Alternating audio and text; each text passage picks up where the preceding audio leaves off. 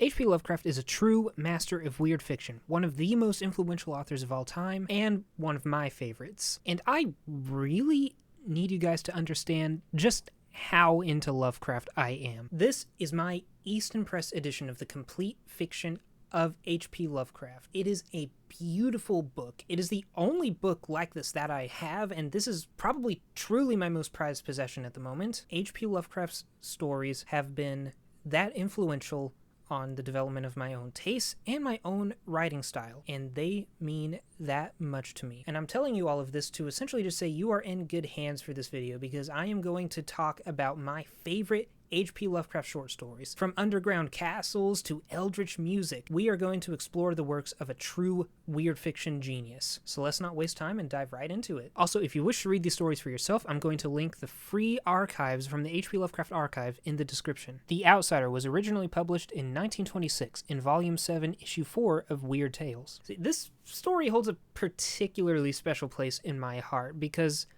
I actually read this in high school. I mean, this was in one of my English textbooks. Honestly, a lot of my memories of high school are fuzzy, and it could have been middle school. I was not as into literature back then as I am now, but as I was exploring Lovecraft stories, once I rediscovered him and really got into it, I discovered the story again, and it brought back that memory. So even though I used to be someone who didn't appreciate true horror literature, I can now look back at that moment and smile. And like all good pieces of literature, The Outsider begins with an epigraph. That night, the Baron dreamt of many a woe, and all his warrior guests with shade and form, of witch and demon and large coffin worm, were long benightmared. Which is an excerpt of a poem, The Eve of St. Agnes, by John Keats. The story opens with our narrator, who lives a rather strange life. He lives alone in an old and run-down castle. He doesn't know exactly where he is. He can't even look outside because most of the trees outside of the castle grow above the towers, except for one. However, the steps leading up to that tower have been destroyed, and he can only access it by climbing up the stone face, using whatever footholds are available. He has no memories of the outside world, and all he knows about it are what he learned from books in the castle with him. He's also completely alone in the castle. So alone, in fact, that he doesn't ever remember hearing a human voice, including his own. He even remarks, "I think that whoever nursed me must have been shockingly aged, since my first conception of a living person was that of something mockingly like myself, yet distorted, shriveled, and decaying like the castle." Keep that in mind for later. He said he would try to leave the castle, however, it's so unbelievably dark that he would always go running back, afraid that he would get lost in the forest. Finally, his longing for light in the outside world just becomes too much to bear, and he decides to scale that broken tower, despite it risking his life. Quote, "And at last I resolved to scale that tower, fall though I might, since it were better to glimpse the sky and perish than to live without ever beholding day." Now, the ensuing paragraph and a half sequence of our main character proceeding to scale the tower like he's Nathan Drake was very intense. He's basically scrambling to hold on to any possible loose outcropping of stone or brick that he can get his hands on. And once he gets to the roof, he has to shimmy along the curved interior of the tower until he finds the trap door. It's actually a pretty intense sequence of action, in my opinion. But what's at the top of the tower is not what he was expecting. He tried looking for windows so that he could look out into the night and maybe see the moon shining brightly in the sky, but he did not find these. "But on every hand I was disappointed, since all that I found were vast shelves of marble, bearing odious oblong boxes of disturbing size." I don't really want to give away the twist, even though you may be able to predict it already, but once we get to the end, if it hasn't hit you yet, then that line's gonna be really funny. So after being confused by the suspiciously human-sized and shaped boxes on the shelves, our main character comes across a door, and once he opens it, he is first transfixed by the sight of the moon. Obviously wanting to see the outside world for the first time in his life, our narrator rushes up those steps to get a better look, but what he sees isn't a better view from the point of view of a window, but a floor. He wasn't climbing the ruins of some tall tower in a castle, but instead the ruined exit to some ancient underground compound. This naturally causes our narrator to feel insane, questioning everything he thought he might have vaguely remembered. As he stumbles out of the compound and begins his adventure, he travels through a land dotted with ruins, guided by, as he puts it, some latent memory that made his progress not wholly fortuitous. Fortuitous meaning happening by chance or accident. So he has some vague notion of where he's going, almost like muscle memory, And he's not just wandering aimlessly. Eventually, he stumbles upon an ornate castle, perhaps the very one from his memories. The moat, which he mentioned earlier in the story, is now filled in, and some of the towers are destroyed. This is his castle, but not as he remembers it. He approaches it and sees open windows with lights pouring out. Upon further approach, he hears voices that sound like they're celebrating. Excited to see living people, our narrator kind of just steps through the open window. I mean, if you want to make an entrance, I guess. And as he enters, all of the partygoers stop what they're doing and panic. Some covering their eyes and some fainting and needing to be dragged away by their companions as everybody makes a mad dash for the exits, which is disturbingly similar to what happened when I showed up for my high school prom. Now, what I also think is really funny about this story is that our narrator says, "I trembled at the thought of what might be lurking near me unseen." Like, I know it's a horror story, and it is creepy the way it's written, and I don't want to keep, like, hinting and giving away the ending, but it reminded me of that stupid Garfield meme, like I wonder who that's for. But after standing around and trembling for a bit, our narrator does find what scared the partygoers so. Now, I want to read this section completely verbatim, because I think it does a really good job of conveying the gravity and the weight of the situation, of what our narrator is beholding and how that is affecting him psychologically. As I approach the arch, I begin to perceive the presence more clearly, and then, with the first and last sound I ever uttered, a ghastly ululation that revolted me almost as poignantly as its noxious cause, I beheld in full, frightful vividness the inconceivable, indescribable, and unmentionable monstrosity which had by its simple appearance changed a merry company to a herd of delirious fugitives. I cannot even hint what it was like, for it was a compound of all that is unclean, uncanny, unwelcome, abnormal, and detestable. It was the ghoulish shade of decay, antiquity, and desolation, the putrid, dripping eidolon of unwholesome revelation, the awful bearing of that which the merciful earth should always hide. God knows it was not of this world, or no longer of this world, yet to my horror I saw in its eaten away and bone-revealing outlines leering,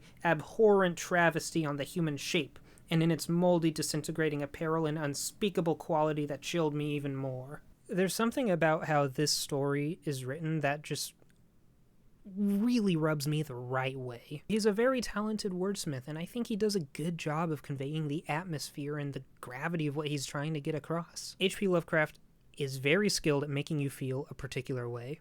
Also, just in case it's not clear, our narrator is essentially describing a zombie, a walking, ancient, rotting corpse that is standing right in front of him. As any man would, our narrator panics, and then he stumbles, and then he very unfortunately starts tipping forward towards the monster until he touches it with his outstretched hand. At that moment, our narrator remembers everything. I knew in that second all that had been. I remembered beyond the frightful castle and the trees, and recognized the altered edifice in which I now stood. I recognized, most terrible of all, the unholy abomination that stood leering before me as I withdrew my sullied fingers from its own.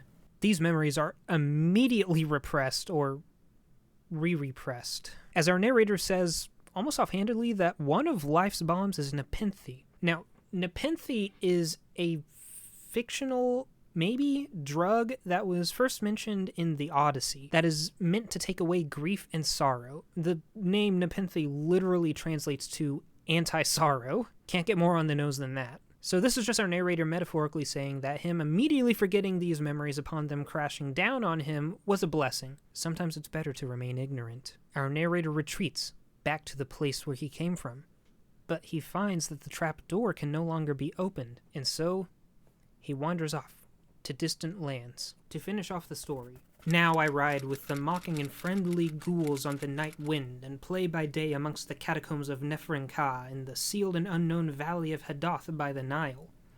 I know that light is not for me, save that of the moon over the rock tombs of Neb, nor any gaiety save the unnamed feasts of Nitocris beneath the Great Pyramid. Yet in my new wildness and freedom, I almost welcome the bitterness of alienage. For although nepenthe has calmed me, I know always that I am an outsider, a stranger in this century and among those who are still men, This I have known ever since I stretched out my fingers to the abomination within the great gilded frame, stretched out my fingers and touched a cold and unyielding surface of polished glass. So yeah, in case you didn't figure it out yet, our narrator was the monster. Our narrator has been dead the entire time. He didn't see a zombie in that castle, he saw his own reflection. And the reason the party fled was because they saw him. Relatable. The place he came from was a crypt, and the boxes on top were coffins for other dead people. And those memories and vague recollections that he'd been grappling with were memories of his previous life, living in that very castle. And some memories of him on his deathbed, apparently, presumably of high wealth and status. Now all he knows is life as a walking corpse in the long-forgotten and unknown catacombs of Egypt, of all places.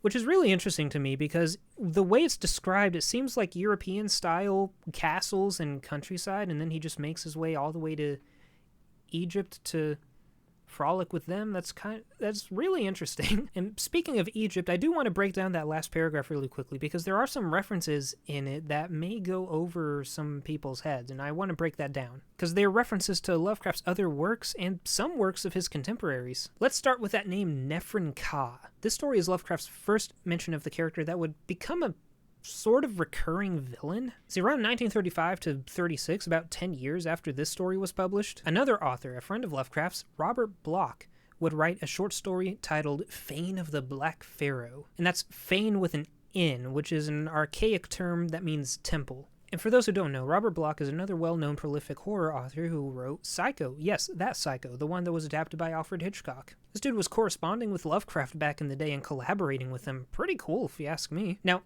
I'm not going to summarize the entirety of Fane of the Black Pharaoh, we'd be here all day. But it did greatly expand upon Nephren-Ka's lore, and a lot of the times I don't like to go to Lovecraft's contemporaries when it comes to looking at the Cthulhu mythos as a whole, because a lot of them didn't quite get it, but stories that were published by other people that corresponded directly with Lovecraft to collaborate with him, and Lovecraft basically had his stamp of approval on, I'm completely okay with talking about those stories. At least, as it pertains to the greater Lovecraft Cthulhu mythos, that is. Anyway, in the story, it explained that he was a tyrannical pharaoh in ancient Egypt who was also the high priest of a cult that worshipped Nyarlathotep, who should be familiar to anybody familiar with Lovecraft. He's one of the, probably besides Cthulhu, one of the more recognizable deities of Lovecraft's pantheon. Through human sacrifices, Nephren-Ka would be given the ability to see the future.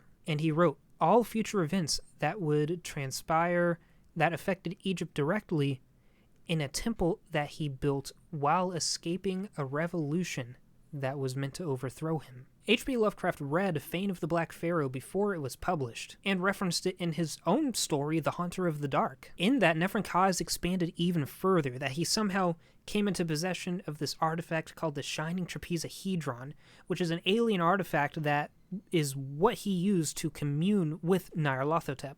And Nephren-Ka is also mentioned briefly in the case of Charles Dexter Ward. Now, moving on to the next reference, the Rock Tombs of Neb, I sadly couldn't find a lot about this one. At least not a lot written by Lovecraft, anyway. For those who aren't familiar with Lovecraft's style, he really likes to throw these locations and beings that really only exist in name to flesh out the world and make it feel bigger and more mysterious. And I think that's what we're getting at here, because everything I've seen expanding it has been written in like the 70s and 80s, which again, like I said, that's well after Lovecraft's death. So in regards to talking about the Cthulhu mythos, I'm not going to consider it. So the Rock Tombs of Neb seems to be a concept that Lovecraft didn't go back on to expand and is just basically window dressing for the world. Lastly, another mention in that paragraph is Nitocris. Nitocris is another recurring character that's actually based on a real historical figure.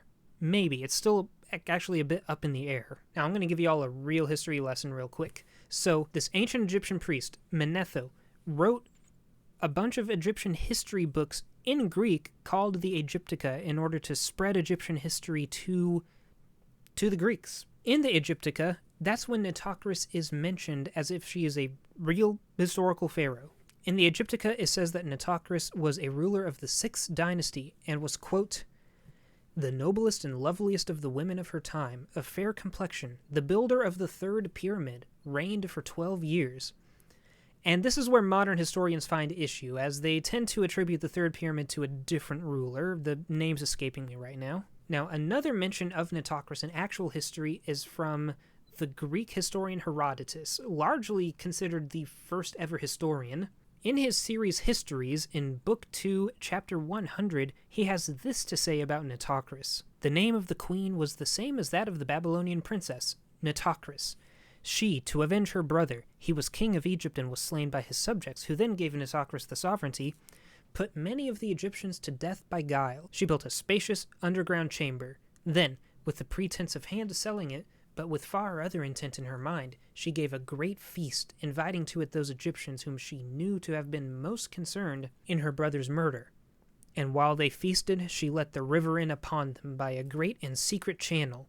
This was all that the priests told of her, save that also when she had done this, she cast herself into a chamber full of hot ashes, thereby to escape vengeance. Extremely based girl boss moment, am I right? Hashtag clock it, sis. I'm sorry. Again, the actual accuracy of this is all debated, but what's really important here is that it inspired a lot of fiction authors in the 19th and 20th century, notably Lord Dunsany, a British fantasy author and one of Lovecraft's favorite authors. In 1970, Lord Dunsany published a play titled The Queen's Enemies, which is a dramatized version of that paragraph from Herodotus. While I'm unsure if Lovecraft got inspiration from that Lord Dunsany story or if he just got it from the same sources that Lord Dunsany did, he would soon mention Nitocris for the first time in this story. This wouldn't be the last time either, as in 1924, HP Lovecraft expanded on Nitocris in the mythos. See, Lovecraft would ghostwrite a story for Harry Houdini, yes, that Harry Houdini, titled Imprisoned with the Pharaohs, sometimes titled Under the Pyramids. In it, Nitocris would be expanded further, giving more meaning to those unnamed feasts that were mentioned in The Outsider. But towards the end, it is revealed that Nitocris is basically an immortal, undead ghoul queen, living in these impossibly large catacombs beneath the Egyptian pyramids. I mean, like, you can fit the Eiffel Tower in there large, along with these walking mummy creatures that have animal heads. She is the wife of another character, the immortal pharaoh Khephren, and they all worship the ancient death god that the Sphinx's model is actually based on before it was remodeled to look more like the face of Khephren. See, that's all kind of batshit when I throw it all at you like that without context, isn't it? So now that we have all of that context, and with the idea mentioned in The Outsiders that all of this is happening in like the same region, it makes it a whole lot more terrifying that our narrator is now wandering that land for all eternity. Okay, I gotta finish this segment because I really wasn't expecting it to go 7 some odd pages in my script. But while I obviously find the expanded universe of the Cthulhu Mythos intriguing, and this story is tangentially related to that with all those references, I also really like these more simple stories that Lovecraft wrote, where he obviously had the ending in mind, and he wrote the entire story based on that, with an effective build-up to that reveal and a good atmosphere. So while the story is loosely connected to the greater mythos, I think it stands perfectly on its own as a great example of not just cosmic, but traditional Gothic horror. The next story I'm going to talk to you about is Pickman's Model, which was originally published in October of 1927 in Volume 10,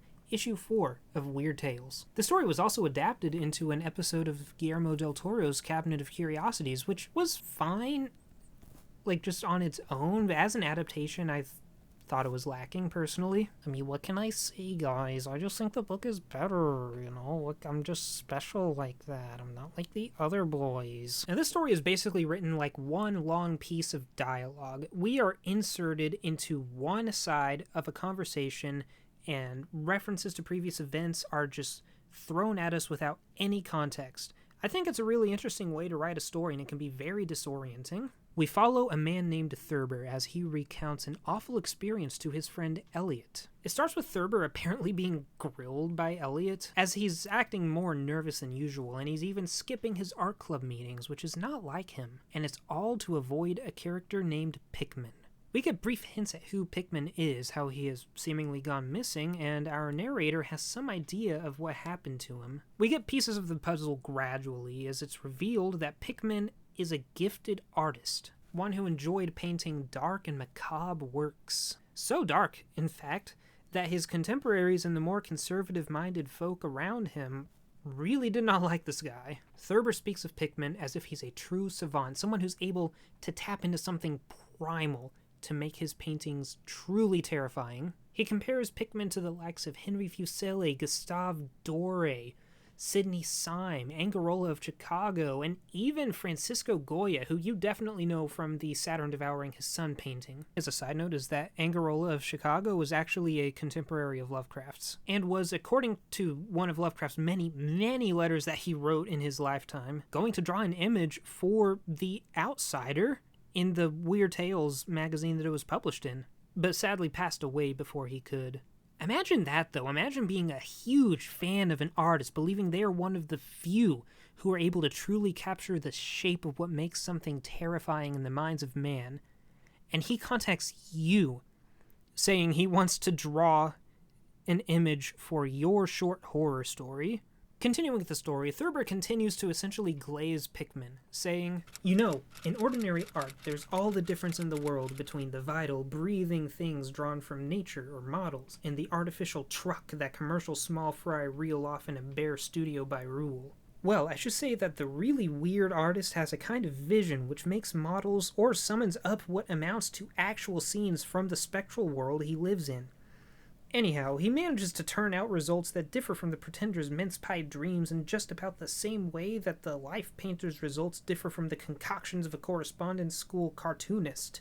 Now, Thurber is drawing a distinction here between artists who essentially paint cartoons with no regard for how lifelike they look, that style of painting a fantastical creature, versus those with the imagination to truly see and visualize what this creature, this fantastical beast, would look like in real life, and paint it as if it were a real-life model in front of them. Pickman is portrayed as a truly gifted artist who can not only capture the primal emotion of fear in his works, but can paint a truly lifelike depiction of creatures, even creatures that do not exist. This fact seems to make our narrator uncomfortable, for reasons that will become clear towards the end. Thurber isn't the only one who's uncomfortable with Pickman's work. Quote, "I remember you asking Pickman yourself once, the year before you went away, wherever in thunder he got such ideas and visions.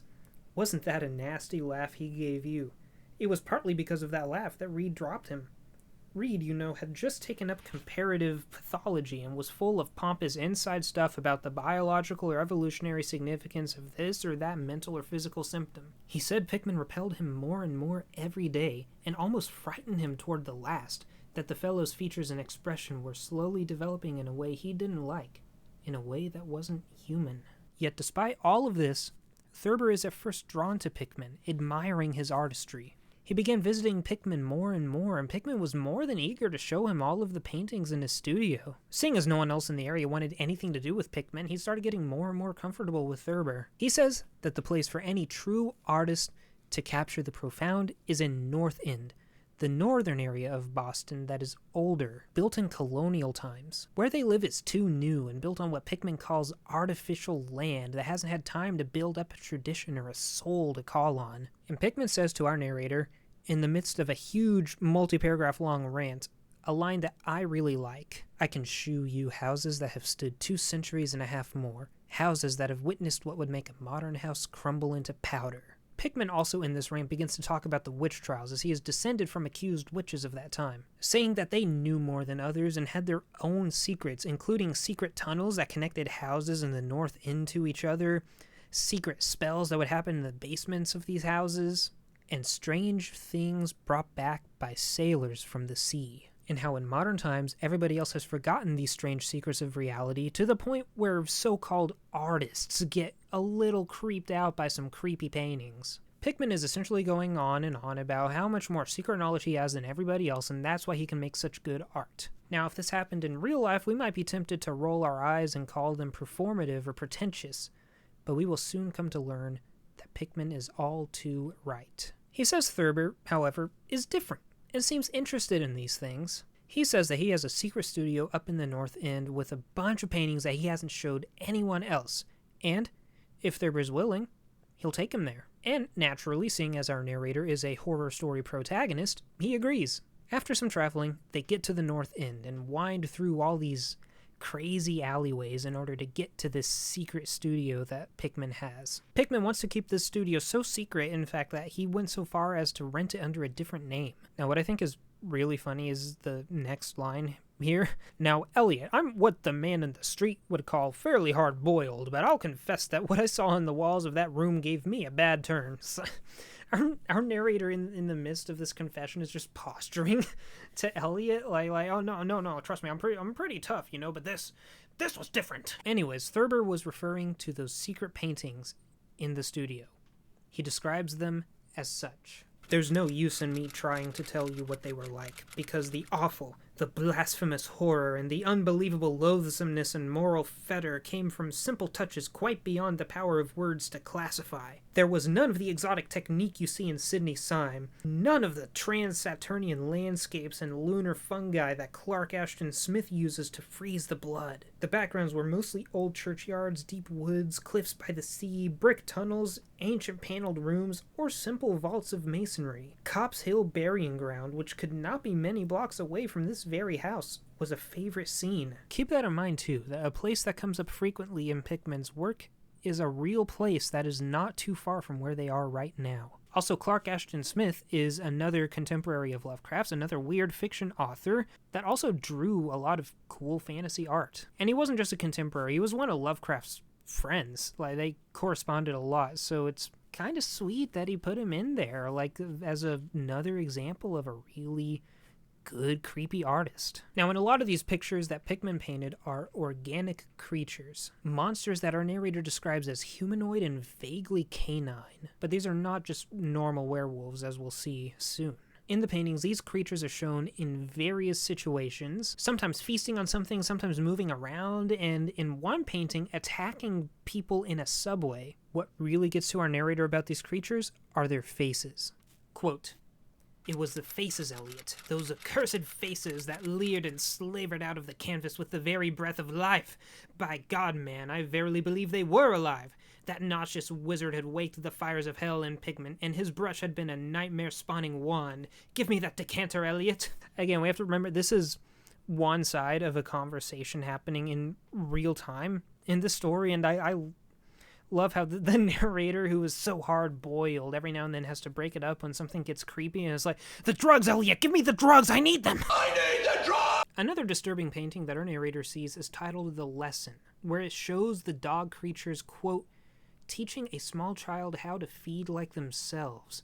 Our narrator likens this to the legends of changelings, saying that this is what happens to the human babies when they're taken away. Now, changelings, for those of you who don't know, are creatures from European folklore. It's said that fairies or elves will steal away babies in the night and replace them with their own fake fairy babies in order to be raised by the human parents, unbeknownst to them. So our narrator is saying this is what happens to the human child that's taken away. Our narrator also remarks about the child in the painting. It was their changeling, and in a spirit of supreme irony, Pickman had given the features a very perceptible resemblance to his own. Yeah, irony, yeah. And of course, our narrator finds even more paintings, some showing hordes of the beasts beneath Boston. Our narrator then continues down into the cellar, being led by Pickman, and in there is this giant well or pit thing leading into the ground, right in the center of the cellar floor. This is the entrance to one of the tunnels that Pickman was talking about that connects all the houses together. Going into another room, our narrator sees a bunch of unfinished paintings that Pickman is doing, and he sees a large camera that Pickman says is used to take pictures of backgrounds that he will put in his paintings. Then Pickman unveils a painting from beneath a canvas, and Thurber screams, as what he sees is the impossibly lifelike and extremely detailed close-up of one of those creatures. It's described as a humanoid with a canine head, scaly front claws, and hoof-like back feet. Pinned to this canvas is a curled-up piece of paper that is a picture that Pickman says he's going to use for the background. As Thurber reaches for it, Pickman starts, draws a revolver, and motions for Thurber to stay back and to be silent. Pickman goes back into the cellar, closing the door, and as Thurber strains to listen to what's going on, he hears Pickman absolutely dumping all 6 rounds of the revolver at something unseen. And when Pickman comes back in, he tries to play it off like it was just rats. No, I can relate, bro. I actually keep an AK-47 next to my bed just in case I need to unload 31 fully automatic rounds at a mouse. After that, Pickman leads Thurber out of the neighborhood, and Thurber never speaks to him again, explaining that he found that curled up piece of paper in his coat pocket, and that was the reason he dropped Pickman, for the image was not of a background, it was an image of the ghoul. Not a fake, but a real life photograph. I'm telling you, I love the short, simple, gut-punchy horror stories that Lovecraft does like this. The atmosphere and dread is everywhere in this story, despite us knowing that the narrator survives. To me, even just the idea of being led to a decrepit old part of town by some creepy character is very plausible and very creepy. And even though an astute reader can probably pick up on the twist coming a mile away, it is a very good twist, and the build-up to the punchline is effective. Now, I'm not as familiar with Lovecraft's dream cycle of stories as I am with the Cthulhu Mythos as a whole, but these creatures do come up again in the Dream Quest of Unknown Kadath, and somehow Pickman returns. I'm sure it's written better than that Star Wars movie was, but I think that's really funny. But since I'm not as familiar with those, I'm not going to discuss the wider lore of the ghouls. Just know that they're kind of these weird creatures that can go back and forth between our world and the Dreamlands. So these weren't just one-off monsters for this story. This does also connect to the greater Cthulhu Mythos. Basically 90%, 99% of what Lovecraft wrote was all in the same universe. Still, I think this is another wonderful story that stands on its own. For the final story of this video, I'm going to talk about The Music of Erich Zann, which was first published in 1922 in Volume 44, Issue 4 of the National Amateur. The Music of Erich Zann opens like this. I have examined maps of the city with the greatest care, yet have never again found the Rue d'Orsay. These maps have not been modern maps alone, for I know that names change. I have, on the contrary, delved deeply into all the antiquities of the place, and have personally explored every region of whatever name which could possibly answer to the street I knew as the Rue d'Orsay. But despite all I have done, it remains an humiliating fact that I cannot find the house, the street, or even the locality where, during the last months of my impoverished life as a student of metaphysics at the university, I heard the music of Erich Zann. I know I kind of keep glazing Lovecraft's prose and writing style, but I love this opening paragraph. The repetition makes it sound poetic and lyrical, which makes sense because this is about music, and the title drop at the end of the paragraph is a gut punch that makes it seem important. And you'll notice the style of this prose tends to be a bit more lyrical than Lovecraft's other works. There's almost like a bit of symmetry to it, if that makes any sense to people out there. Now, Rue d'Orsay is a jumbled French phrase, with rue meaning street, and it is believed that d'Orsay is a word Lovecraft made up, derived from O and slay. I'm butchering the French pronunciation, by the way, which translates to at the threshold. So the street, Rue d'Orsay, literally translates to street at the threshold. But at the threshold of what? Our narrator goes on to describe this city where the river it borders smells like shit, and the skies are perpetually gloomy, and the street is so steep that it's almost like a cliff face. He even describes how the houses built with peaked roofs and an archaic architecture bend in different directions and sometimes meet over the street, almost forming an arch and blocking out the sun. Notably, at the top of the street is a wall that nobody can look over. Presumably, the rest of the city is on the side of that wall. Our narrator explains he actually used to live at the Rue d'Orsay, at the tallest apartment complex there, in the second from the top floor, with very few other tenants. And our narrator also mentions how everybody else in the neighborhood was rather old, hinting at just how old this neighborhood is. One night in the room above him, our narrator hears this weird music. The next morning, the landlord tells him that it was Erich Zann, a foreign mute viol player who plays for a cheap theater orchestra, and who lives at the very top floor in a garret apartment that has the only window that can look over the top of that wall at the end of the street. Now, for clarity, by viol, Lovecraft meant a cello, as the full name for a cello is a violoncello. Some people think that he meant a viol da gamba, which is an older instrument kind of similar to a cello, but he confirmed in one of his letters that he did mean an actual cello. He just wanted to use the other term to make it sound like fancier and older, essentially. and he thought it would be more fitting for Erich Zann's character. Lovecraft plays with language for aesthetics a lot in his work. He also really enjoys the British spelling of words and will use them all the time in his stories. And I gotta say, there is just something about theater versus theater. I kind of get where he's coming from, I'm not going to lie. Also, for those who don't know, a garret is essentially an attic apartment, and it was considered of lower quality back when they were more common and elevators weren't invented because you had to climb all of those stairs to get there. Our narrator hears Erich Zann's strange music every night, saying, "Knowing little of the art myself, I was yet certain that none of his harmonies had any relation to music I had heard before, and concluded that he was a composer of highly original genius. The longer I listened, the more I was fascinated, until after a week I resolved to make the old man's acquaintance." Our narrator meets Erich one night and says he really enjoyed his music and wants to make his acquaintance, and reluctantly, Erich leads him up to his apartment to play for him. He plays some music which our narrator describes as a kind of fugue. Now, a fugue is a type of composition of classical music, where, and I could be butchering this, I'm by no means an expert in music theory, essentially the same or a similar melody is played at the same time and kind of overlaid with different tunes. Now, it's easier to play a piece like that with multiple instruments, but a talented player can play a fugue solo, and when they do it right, it sounds like there's multiple instruments happening at the same time. It's possible to do something like that with a cello, and as Erich Zann is very talented, of course he'd be able to pull that off. But this isn't what our narrator was going there for. He wanted to hear those weird tunes. So he tries to whistle the tune to Erich Zann to see if he can jog his memory, get him in the mood to play it.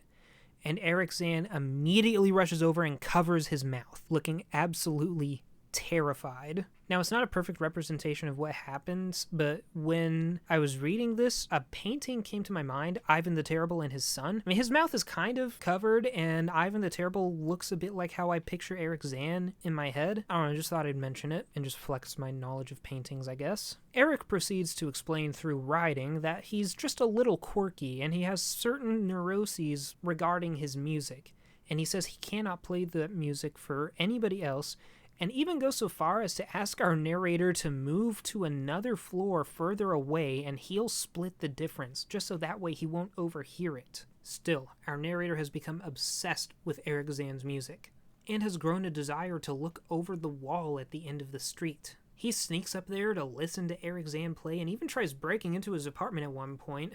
Geez, HP Lovecraft predicted K-pop stans, who would have thought? As he listened, he would hear other noises that filled him with dread. Quote, "It was not that the sounds were hideous, for they were not, but that they held vibrations suggesting nothing on this globe of earth, and that at certain intervals they assumed a symphonic quality which I could hardly conceive as produced by one player."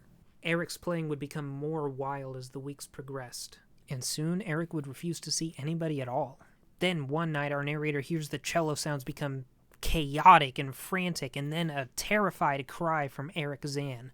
Our narrator pounds on the door, and eventually Erich lets him in, happily. Erich then sits our narrator down and writes a note to him, saying if he will just be patient, he is going to prepare a full account of everything that he's been going through in regards to his music. An hour later, Erich is still writing when they hear a very faint musical note from outside, maybe even from over the wall.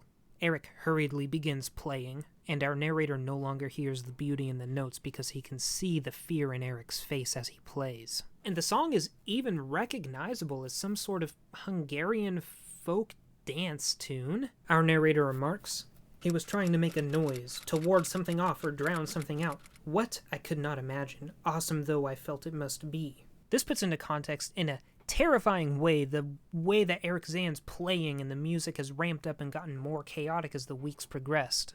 Erich Zann this entire time has been trying to appease or drown out this otherworldly force. It's trying to break through the threshold, and Erich Zann's music is apparently the only thing holding it back. But it's getting stronger, and Erich is only getting more desperate. I think that's why he decided to try to explain everything to our narrator. Erich knew he wouldn't be able to hold this thing back for much longer, and he wanted to get somebody to maybe try to get help or to take over for him when he died.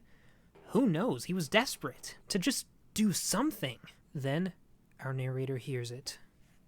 "I thought I heard a shriller, steadier note that was not from the viol, a calm, deliberate, purposeful, mocking note from far away in the west. This is even more terrifying. The contrast of Erich Zann's desperate playing as he tries to drown out whatever this is, and the mocking response in a steady, calm manner. Maybe Zann was never having any effect on whatever this thing was. Maybe these eldritch horrors were just screwing with him the entire time, finding it funny that some mere mortal could ever think that he could appease or stop them. As Zann's playing grows faster and wilder at some eldritch crescendo, the window shutters begin to rattle, and Zann plays even faster at this. Then, the glass breaks, and the sudden rush of wind seems to cause a change in Zann's playing.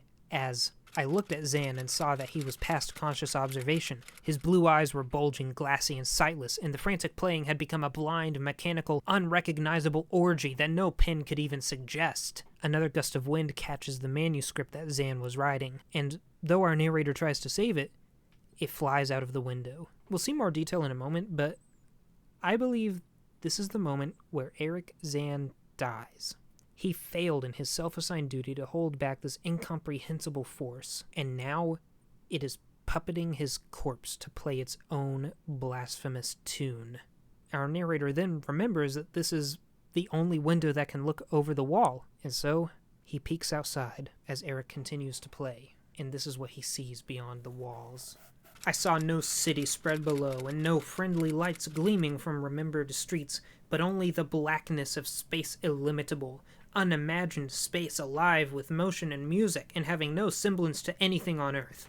And as I stood there looking in terror, the wind blew out both the candles in that ancient peaked garret, leaving me in savage and impenetrable darkness with chaos and pandemonium before me, and the demon madness of that night baying viol behind me.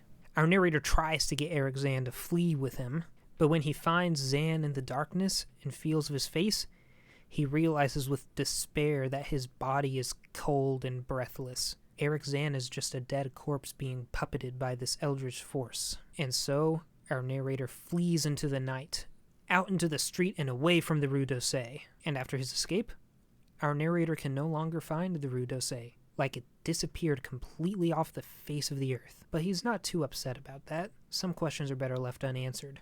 The description at the end of that alternate dimension out the window is purposefully underdescribed. Some people have even said too underdescribed. When we're talking about things that are incomprehensible, it's obviously going to be hard to describe that, especially when we're describing what it literally looks like. And I think that people focus way too much on what his creatures and forces literally look like. That's why Lovecraft often gets into the weeds with the poetry of his prose and using these fancy words. Remember from his essay that I talked about in my creepypasta video, he's not just trying to describe a creepy creature, he's trying to make you feel something. Sometimes when it comes to things that are indescribable, all you can do is describe the feeling and try to get the reader to feel what a character would feel encountering that creature, or that force, or that cosmic horror deity out in space illimitable.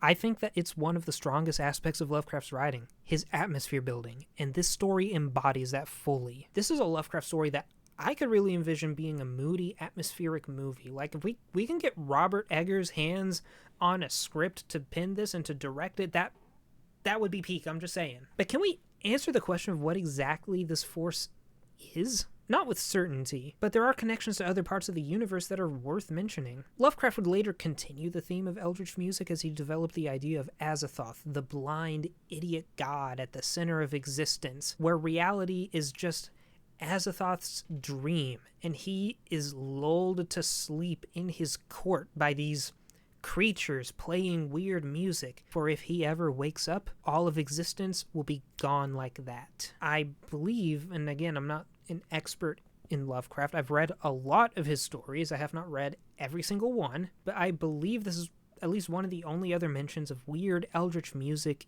in other worldly places. So while it's not confirmed in the story, my personal headcanon is that the threshold in the name of the Rue d'Orsay is the threshold between our reality and the court of Azathoth. Somehow that happened, and Erich Zann heard them playing that music, and he knew it was bad news, and he was trying to drown it out, but it didn't work. And the Rue d'Orsay got swallowed up out of existence. This was a really interesting story that I think leaves a lot open for interpretation in a good way. And those are my 3 favorite HP Lovecraft stories.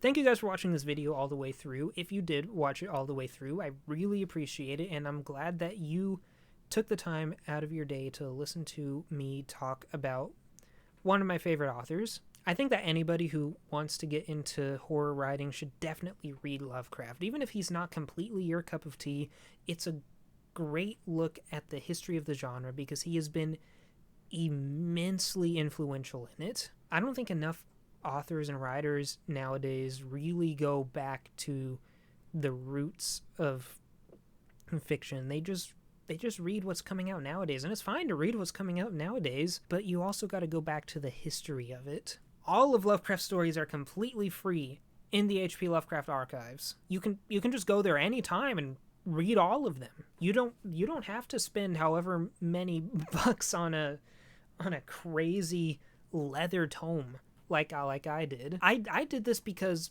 his stories meant so much to me in the development of my writing style and my tastes, and honestly, if you think about it, my life. And I wanted to get a piece that really represented that. HP Lovecraft stories have truly touched my life, and I hope that they can do the same for you. So thank you for watching. I'll see you in the next video. This is my Eastern Press edition of the complete